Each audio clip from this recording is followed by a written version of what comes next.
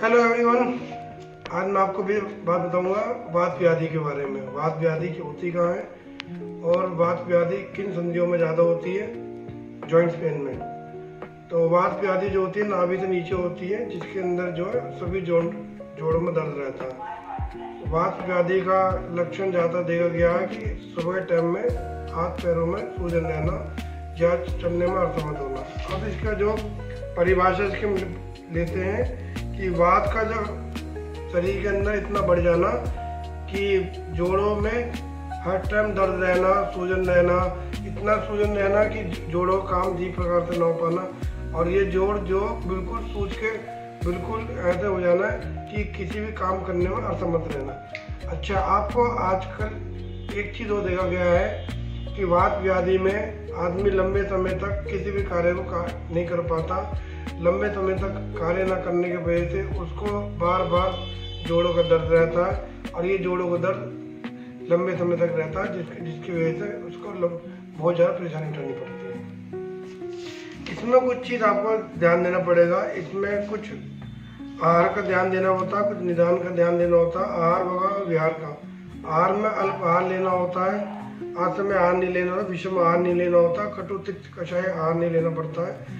नियम के अनुसार खाना खाना होता है, खट्टे कठोर चीज़ वगैरह नहीं खानी होती है। बिहार में इसमें जो है उपवास, चिंता, काम, भय, शोक, इस प्रकार से बिल्कुल सब चीज़ को इनको त्यागना पड़ेगा। अत्यधिक अध्ययन करना पड़ेगा, सही है, अध्ययन करना पड़ेगा। ये सब विशेष ध्यान पड़ेगा। अन्य ध्यान में ये देना पड़ेगा कि रक्त धातु से जो जहाँ पर कलेक्शन होता है उसको वेग को बाहर निकलवाएं, वो उसमें फायदा रहेगा। वात व्याधि ये चिंता मणिरथ वाला हिसाब है कि आप इसको जितना नेगलेक्ट करेंगे उतना वो दूर होती चली जाएगी। अब इसका जो है संप्राप्ति की होती है, समघटक में इसका वात वायु दूषित में धातु का होता है, रक्त धातु दोनों दूषित हो जाती है। इसमें संपूर्ण वायु का वेग जो है बॉडी के अंदर लंबे समय तक रहता है, जिसकी वजह से बॉडी में कार्य करने की असमर्थता बढ़ जाती है।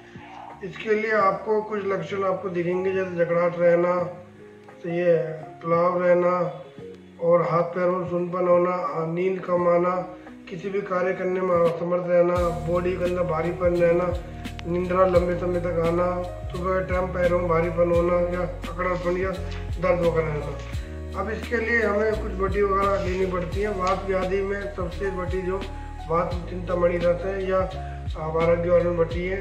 कुछ बटी ऐसी भी हैं जो आपको लंबे समय तक लेने पर ये वात रोग जड़ से खत्म हो जाता है, जैसा आपका आरोग्य बटी आदि वगैरह। अब इसके लिए इसमें कुछ जांच वगैरह करानी पड़ती हैं, जैसे RS फैक्टर वगैरह करना पड़ता है, जिससे पता चलता है भाई हमारा ये जो एक्साइटिस कितना बढ़ा हुआ है, कितना लंबे समय तक इसका फैक्टर रहेगा, और ये कैसे कैसे हमारे शरीर से खत्म होएगा।